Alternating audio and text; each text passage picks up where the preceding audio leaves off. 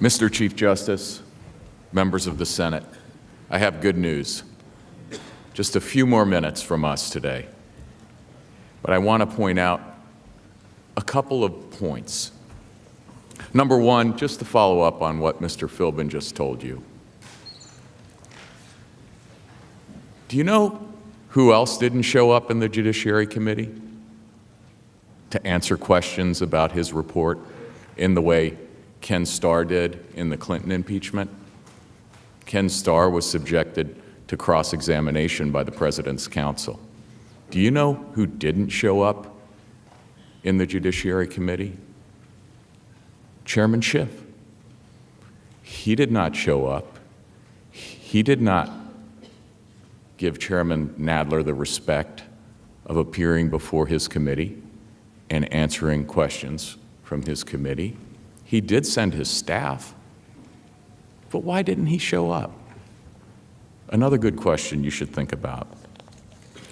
Now, they've come here today, and they basically said, let's cancel an election over a meeting with Ukraine.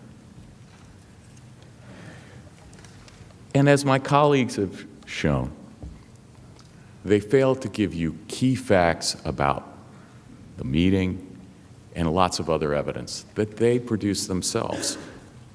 But let's talk about the meeting. They said it was all about an invitation to a meeting. If you look at the first transcript, the President said to President Zelensky, when you're settled in and ready, I'd like to invite you to the White House. We'll have a lot of things to talk about, but we're with you all the way. And President Zelensky said, well, thank you for the invitation. We accept the invitation and look forward to the visit. Thank you again. Then, President Zelensky got a letter on May 29th, inviting him again to come to the White House.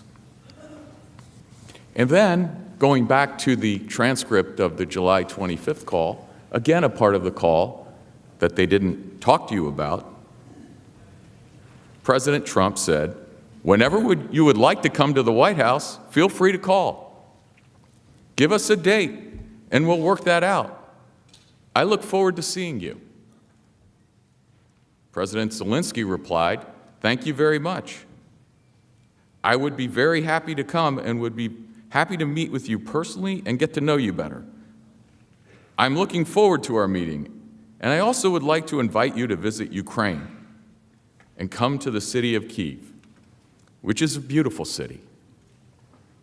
We have a beautiful country which would welcome you. Then he said, on the other hand, I believe on September 1, we will be in Poland. And we can meet in Poland, hopefully. Now, they didn't read you that part of the transcript, and they didn't tell you what happened. A meeting in Poland was scheduled. President Trump was scheduled to go to Poland. He was scheduled to meet with President Zelensky. What happened? President Trump couldn't go to Poland. Why? Because there was a hurricane in the United States, and he thought it would be better for him to stay here to help deal with the hurricane. So the vice president went. Why didn't they tell you that? Why didn't they tell you that President Zelensky suggested, hey, how about we meet in Poland? Why didn't you tell them that that meeting was scheduled and had to be canceled for a hurricane? Why? So that was our first question that we asked you. You heard a lot of facts that they didn't tell you. Facts that are critical. Facts that they know completely collapse their case on the facts. Now, you heard a lot from them. You're not going to hear facts from the president's lawyers. They're not going to talk to you about the facts. That's all we've done today.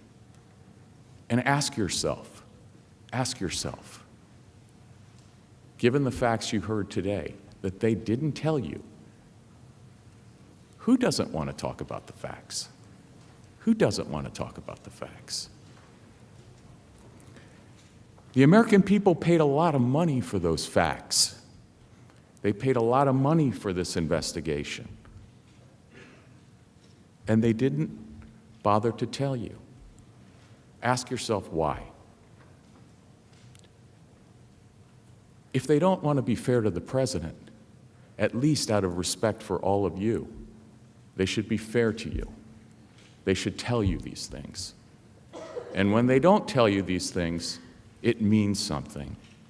So think about that. Impeachment shouldn't be a shell game. They should give you the facts. That's all we have for today. We ask you, out of respect, to think about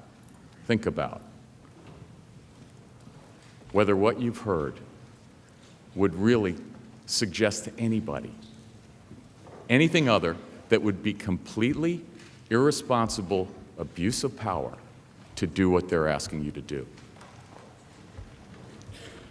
To stop an election, to interfere in an election, and to remove the President of the United States from the ballot? Let the people decide for themselves. That's what the founders wanted.